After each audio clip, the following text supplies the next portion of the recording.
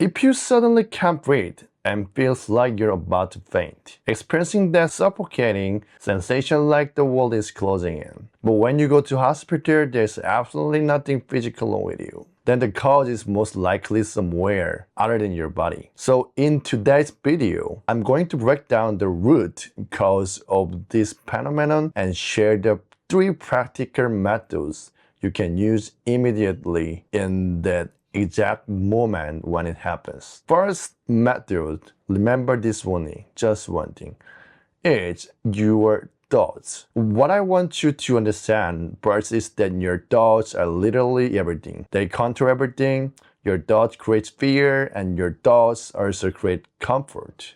Thoughts are the root of all your emotion and physical sensations. When we suddenly can't breathe, what happened in our mind? We immediately think we're going to die. We think this is serious.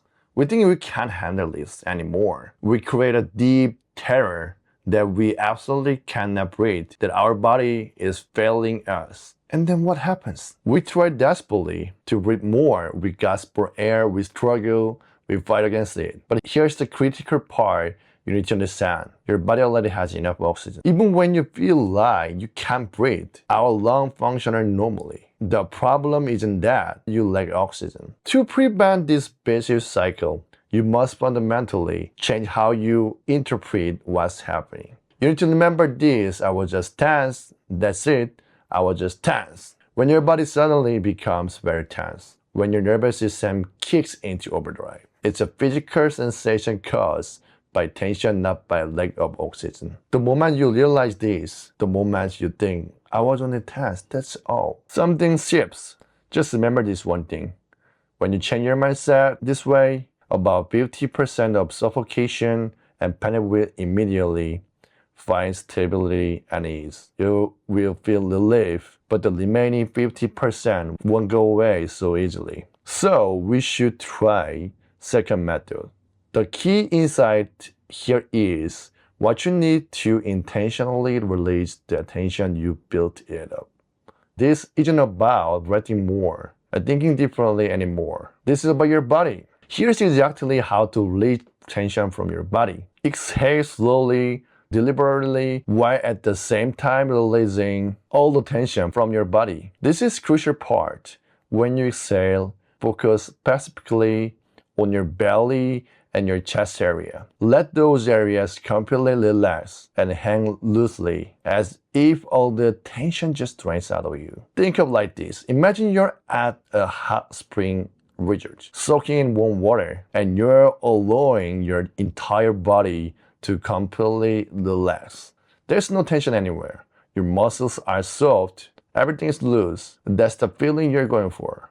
Now I know this sounds simple, but many people find it difficult in practice. Here's what you should do. Before going to bed at night, lie down on your back and spend just 5 minutes practicing this sensation of releasing tension. Tense your body intentionally, contact all your muscles, and feel the tension, then consciously release it, let it all go. Practice this cycle of tensing and releasing, building the muscle memory so when rare breathlessness hits, your body knows how to respond.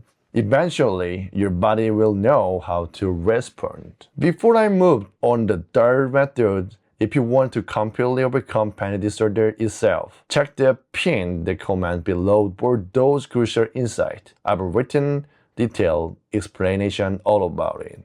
This third method is what you use when you're already deeply overwhelmed by breathlessness, when you're already in the grips of panic and hyperventilation has already taken hold.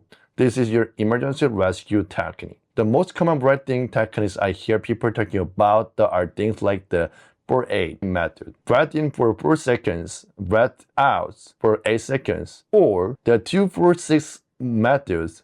Breath in for 2 seconds, hold for 4 seconds, exhale for 6 seconds. The problem is that while these sound perfect in theory, they're far apart in real crisis moments. When you're actually suffocating, when hyperventilation is happening. When panic is at its peak, trying to follow complex counting patterns becomes nearly impossible. You're thinking, I feel like I'm dying right now. How am I supposed to count numbers? And there's another practical problem when you're panicking. It's generally harder than expected to exhale for longer than 5 seconds.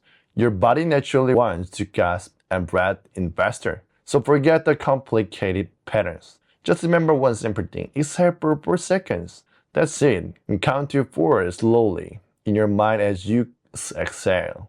Your body will naturally inhale without you having to think about it or try hard. The inhale happens automatically. Yeah, let's putting it all together. So here's what happens when you apply our 3 methods together. First, you understand that you were just tense. That's the mental shift.